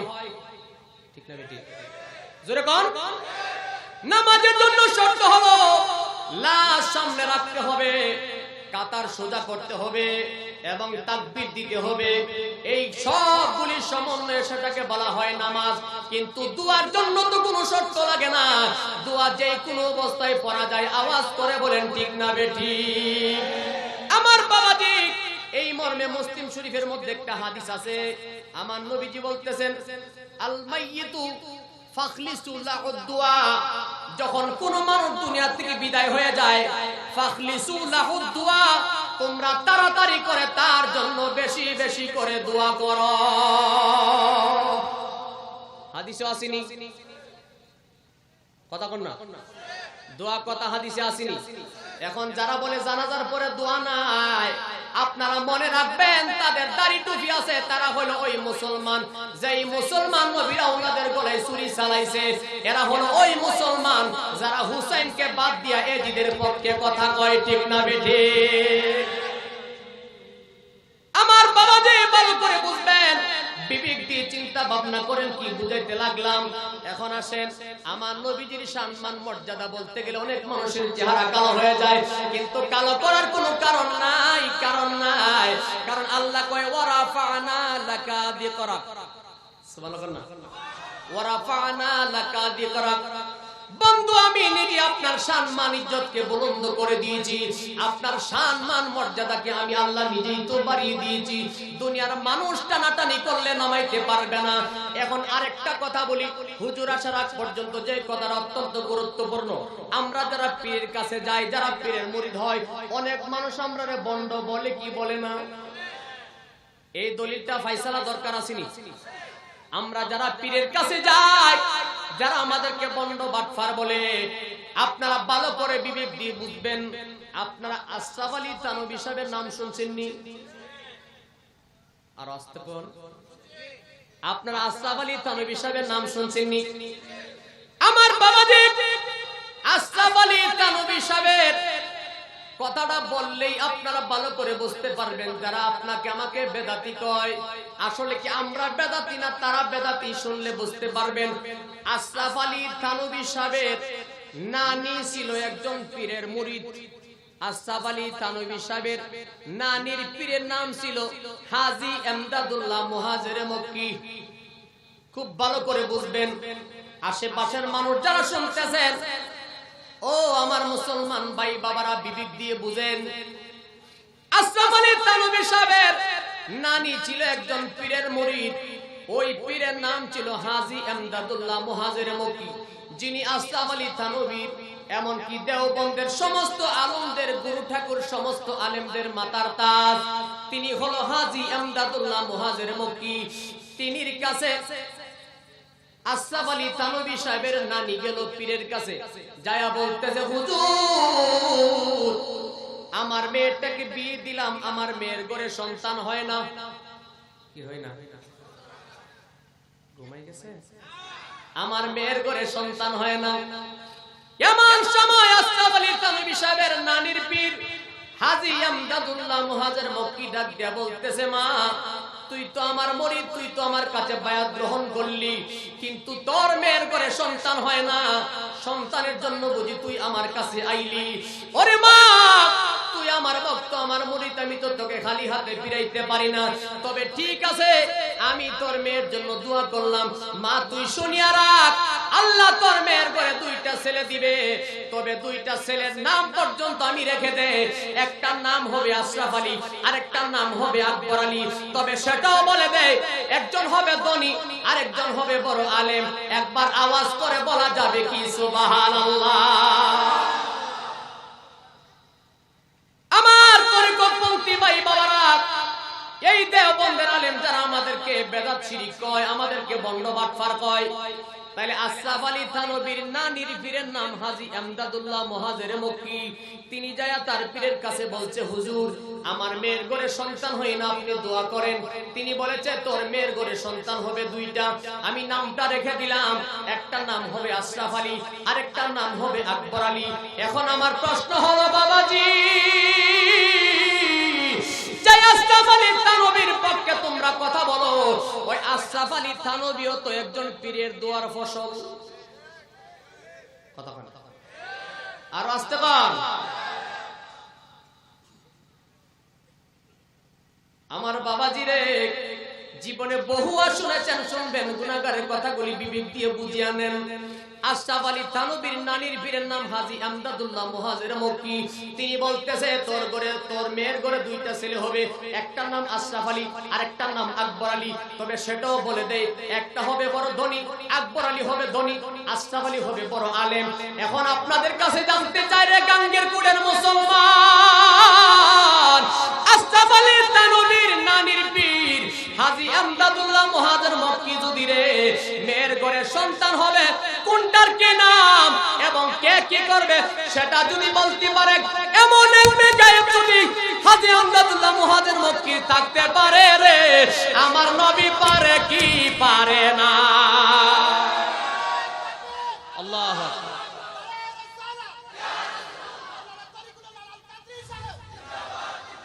আমার বাবাজি হাজী এমদাদুল্লাহ মুহাজির মক্কি কয় তোর ঘরে মেয়ে হবে, তোর মেয়ের ঘরে ছেলে হবে দুইটা, একটা হবে আশরাফ আলী আর একটা হবে আকবর আলী।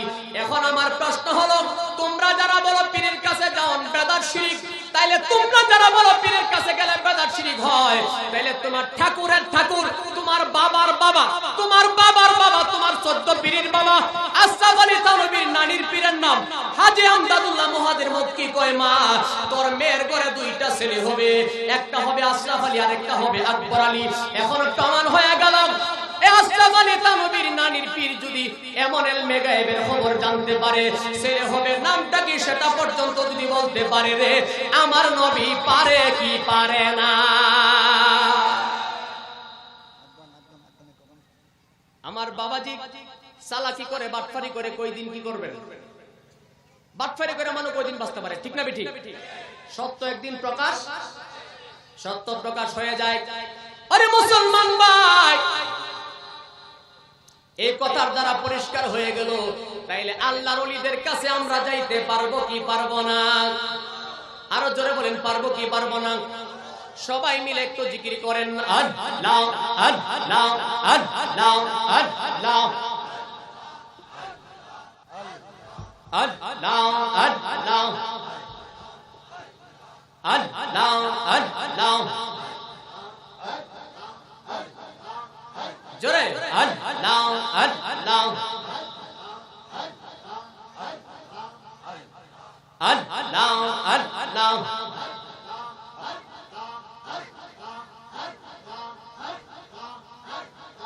আল্লাহ আল্লাহ এই মেহনতি করি গো মুর্শিদ সাইরা যাইও না, আমি তো জানি গো মুর্শিদ তুমি আপনা।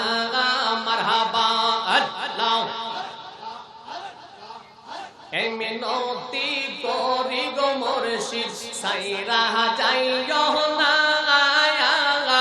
আমি তো জানি গো মুর্শিদ তুমি আপনা। মাশাআল্লাহ আল্লাহ দয়াল তোমায় ভালোবাসি, আল্লাহ মন্দ বলে পারা পরশি, বালক মন্দ যার যা খুশি আমি বলবো না, আমি তো জানি কামাল শাহ তুমি আপনা। মারহাবা মাশাআল্লাহ আমি তো জানি ফখরুল শাহ তুমি আপনা। মারহাবা আল্লাহ আল্লাহ আমি সারিয়া কহলে আল্লাহ আমি করি তোমার ভরসা, মিটাও আমার প্রেম পিপাসা, নৈরাশ কইরো না, আমি তো জানি গো মুর্শিদ তুমি আপনা। মাশাআল্লাহ আল্লাহ আল্লাহ আল্লাহ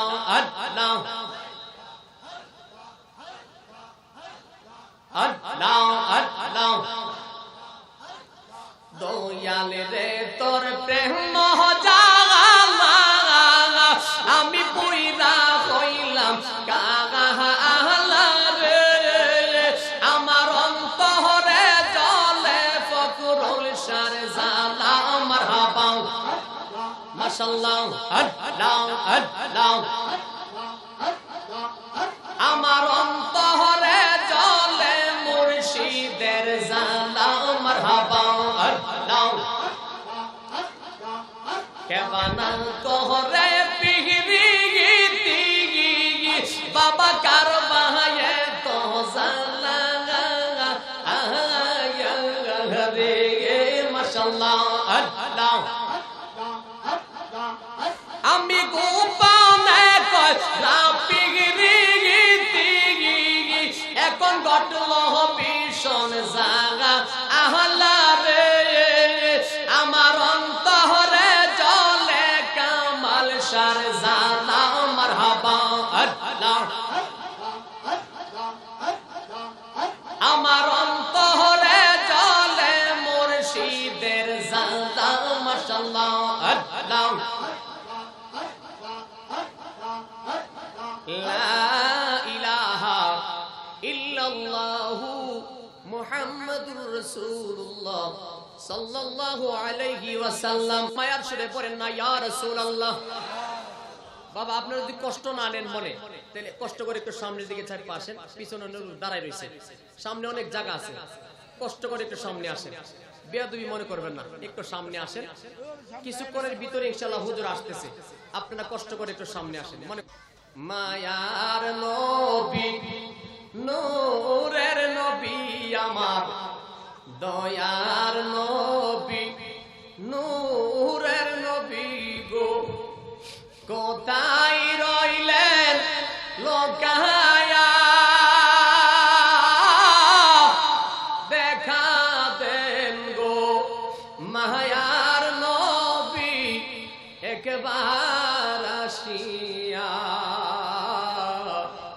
দেখা দেন গো মায়ার নবী একবার আসিয়া। বাবা রসুলকে দেখতে মনে চাইনি? রসুলকে দেখতে মনে চাইনি? একটু মনটা নরম করে বলেন মায়ার নবী গো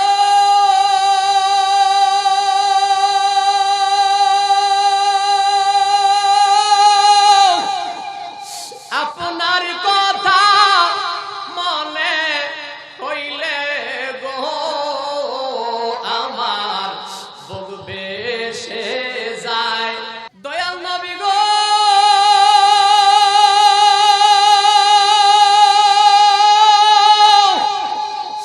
আপনার কথা মনে হইলে গো আমার বুক বেশে যায়।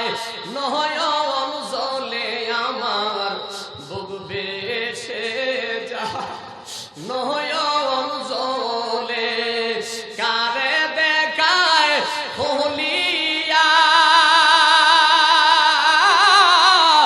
দেখা দেন গো মায়ার নবী একবার আসিয়া।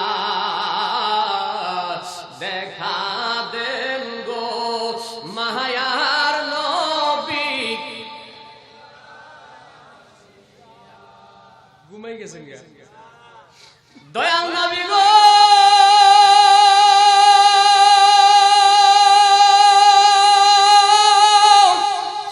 ওহদের ময়দানে নবী গো আপনার দান মুবারক শহীদ করলেন। আপনার দান মুবারক শহীদ করলেন উম্মতের লাগিয়া।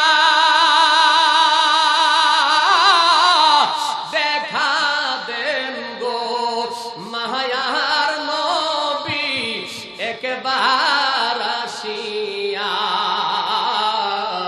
দেখা দেন গো নূরের নবী একবার আসিয়া।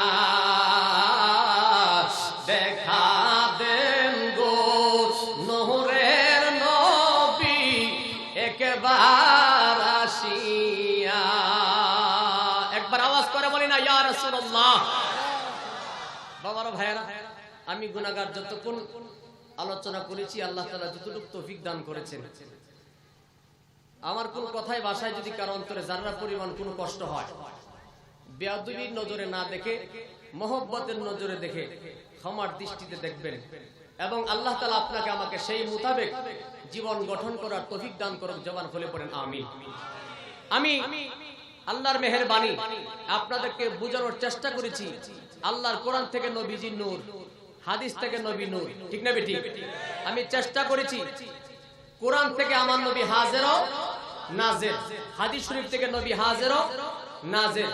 কোরআন শরীফ থেকে বলেছি আমার নবী ইলমে গায়েবের খবর দাতা, হাদিস শরীফ থেকে বুঝাই দিলাম আমার নবী ইলমে গায়েবের খবর দাতা।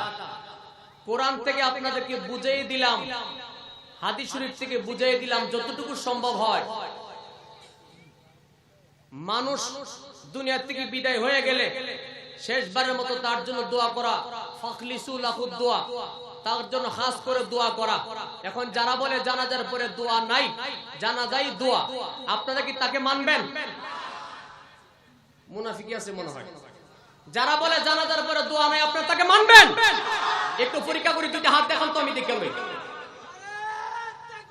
আল্লাহু আকবার, ইয়া রাসূলুল্লাহ, জিন্দাবাদ জিন্দাবাদ, হুশিয়ার সাবধান। উচ্চকণ্ঠে বলেন মারহাবা। আমি তো আলোচনা করব না, শেষ কথাগুলি কেন বলছি বাবা, আমার নবীজি হুজুর যেন বেয়াদবি না করে, বেয়াদবি মনে না হয়, একটু ভালো করে বিবেক দিয়ে শুনেন, ওয়াজ নয়, শেষ। আমার নবীজি নামাজ শিখিয়ে দিয়েছেন। আমরা নবীজির সাহাবে কেরামদের ভিতরে একজন সাহাবী ছিল সমস্ত সাহাবীদের ভিতরে 10 জন ছিল গ্র্যান্ডেড মুফতি। এর ভিতরে ছিল আব্দুল্লাহ ইবনে মাসউদ রাদিয়াল্লাহু তাআলা। তিনি যেইভাবে নামাজ শিক্ষা দিয়েছেন আমরা সেইভাবে নামাজ শিখেছি। তিনি শিক্ষা দিয়েছেন আমরা পুরুষ মানুষ যারা এই যে 3টা আঙ্গুল হবে এখানে, আর কনিষ্ঠ আঙ্গুল এবং বৃদ্ধাঙ্গুল দিয়ে এভাবে ধরা হবে, হাতটা নিচে যেখানে যায় সেখানে পুরুষ মানুষ নিয়ত করবে। আর মহিলাদের জন্য নামাজ শেখানো হয়েছে উপরে। এখন যারা পুরুষ হইয়া নারী হইতে চায় তারা ঈমানদার না বেঈমান? এখন প্রশ্ন হলো, তারা বলতে পারে বুখারীর হাদিস যে বুকের উপর হাত আছে, এই কথাটা শেষ করে দিই শুনেন। যার হাদিস তারা বলে বুকের উপর হাত আছে, যার হাদিস নিয়ে তারা গৌরব করে বুকের উপর হাত বাঁধার কথা, তিনি যদি নাভির নিচে হাত বাঁধে তখন আর মানা যাবেনি। যেমন আগে একটা কথা বলেছে, পরে যদি কথা ঠিক না থাকে তাহলে এই কথার গ্রহণযোগ্য হয় না। হাদিসের মধ্যে নসেখ মানসুখ আছে, বুঝতে হবে। কোরআনের মধ্যে এক আয়াত দ্বারা আরেক আয়াতকে রহিত হয়, কথা কি বোঝা যায়? হাদিসের মধ্যে নসেখ মানসুখ আছে, এক হাদিস দ্বারা আরেক হাদিস রহিত হয়। যেমন বুখারীর হাদিস আছে উটের পেশাব খাওয়ার কথা। হুজুর আল্লাহর রাসূল বিয়াদবি মাফ করবেন, 1 মিনিটে কথাটা শেষ করে দেই। বুখারীর হাদিস উটের পেশাব খাওয়ার কথা আছে, এখন কি উটের পেশাব খাওয়া যাইব? তোমরা যারা সহি সহি বলো, সহি হইলে মানতে চাও, মদিনার নাম মদিনা ছিল না, সেটা ছিল ইয়াসরিব, অস্থির জায়গা, জঙ্গল জায়গা। আমার নবী যখন মদিনা শরীফে কদম দিয়েছে সেটা হয়ে গেল মদিনাতুল মুনাব্বারা। তারপরেও আমার নবী মদিনায় যাওয়ার পরে বনি কুরাইশা গোত্রের কিছু লোক মদিনায় প্রবেশ করেছে, কিন্তু ইয়াসরিবের অবস্থা ছিল নবীজি কদম রাখার আগে সেখানে গুড়ার মতো চেঁচান দিয়ে ডুবতে হইতো, না হইলো পেট ফুলে মানুষ মারা যাইত। কথা কি বোঝা যায়? গোড়ার মতো চেঁচান দিয়ে ডুবতে হইতো, না হইলে মানুষ পেট ফুলে মারা যাইত। কিন্তু আমার নবীজি কদম রাখার পরে হয়ে গেছে সোনার মদিনা, এটাকে হাকে শেফা হয়ে গেল। এখন আমার নবীজি কদম রাখার পরেও বনে কুরাইশা গোত্রের কিছু লোক যখন মদিনায় প্রবেশ করেছে তাদের পেট ফুলে গেছে। কি হয়েছে? কথাটা বলে দেই, বেয়াদবি মনে করবেন না, আমি হুজুরের কাছ থেকে অনুমতি চাচ্ছি। পেট যখন ফুলে গেছে তখন লোকেরা আয়েশা, সাহাবীরা আয়েশাকে, হুজুর এই লোকগুলির পেট ফুলে গেছে, কি করা যায়? তখন আমার নবী বলেছে, এই যে আমার সৎকার উটগুলি দেখা যায়, ওই সৎকার উট থেকে কিছু পেশাব আর কিছু দুধ মিশ্রিত করে খাওয়ায় দাও, ভালো হয়ে যাবে। আর আস্তে কোন সুবহানাল্লাহ। দুধ এবং ব্রাহ্মণবাড়ির ভাষা কই মুদ, দুধ এবং মুদ মিশ্রিত করে দিছে, খাওয়াই দিছে, ভালো হয়ে গেছে। আল্লাহু আকবার বলেন না। আমার বাবাজি বেয়াদবি ক্ষমা করবেন, কথাটা শেষ করে জানায়া দেখ, আমার নবীজি হুকুম করেছে উটের পেশাব এবং দুধ খাওয়ানোর জন্য, খাওয়াই দিছে, ভালো হয়ে গেছে। এখন আমার প্রশ্ন হলো বাবাজি, তোমরা যারা বুখারী বুখারী করো, হাদিস হাদিস করো, তাইলে উটের পেশাব খাওয়ার তো বুখারীর হাদিসে আছে, এখন উটের পেশাব খাওয়ান যাইবনি? কারণ পরের হাদিসে আমার নবী বলছে পেশাব খাওয়া তো দূরের কথা, দ্বারও কাছেও যাওয়া যাইতো না, জামাতে লাগলে নামাজও হইতো না। তাইলে ওই হাদিস দ্বারা ওই হাদিস রহিত হয়ে গেছে। এখন যেই বনি কুরাইশা গোত্রের লোকেরা আমার নবী পেশাব খাওয়ানোর পরে ভালো হয়ে গেছে, তারপরে কি করেছে আমার নবীজির ওই সৎকার উটের রাখাল যে ছিল তাকে তারা নিয়ে ধরে মেরে ফেলেছে, নাউজুবিল্লাহ, ধরে নিয়ে মেরে ফেলেছে, টুকরা টুকরা করে ফেলেছে। টুকরা টুকরা যখন করে ফেলেছে, সাহাবীরা আয়েশা নবীজির কাছে কয়, ইয়া রাসূলুল্লাহ, আপনি তাদেরকে ভালো করে দিলেন, আবার তারা আপনার রাহালকে টুকরা টুকরা করে দিয়েছে, ইয়া রাসূলুল্লাহ, এখন কি করা যায়? আমার নবীজি জীবনে কোনোদিন এত কষ্ট পাই নাই। সেদিন আমার নবী হুকুম করেছিল, এরা সাহাবীরা আমি হুকুম দিয়েছি, যেইভাবে আমার সাহাবীকে টুকরা টুকরা করেছে সেইভাবে করে তোমরা তাদেরকেও টুকরা টুকরা করিয়া দাও। আমার নবী যে কোনোদিন এইভাবে টুকরা টুকরা করে নাই, হুকুমও দেই নাই, কিন্তু টুকরা টুকরা করে দিয়েছে। কিন্তু পরের হাদিসে আমার নবীজি বলেছে, তখনকার জামানার আইন ছিল হাতের পরিবর্তে হাত, কানের পরিবর্তে কান, মাথার পরিবর্তে মাথা। কিন্তু পরবর্তী হাদিসে আমার নবীজি বলেছেন না, খুনের পরিবর্তে আর খুন করা যাবে না। তাইলে বোঝা গেল এই হাদিস দ্বারা ওই হাদিস রহিত হয়ে গেছে। এখন তোমরা যারা বলতেছো বুকের উপর হাত বাঁধার কথা, সেই হাদিসটা রহিত হয়ে গেছে, রহিত হয়ে গেছে। সেই হাদিস এখন আর আমল করা যাবে না। বেয়াদবি করছি, আর করব না। সবার কাছে দোয়া চাই, বিদারস করলাম। আমিও হযরতের কাছে দোয়া চাচ্ছি, সবার কাছে দোয়া।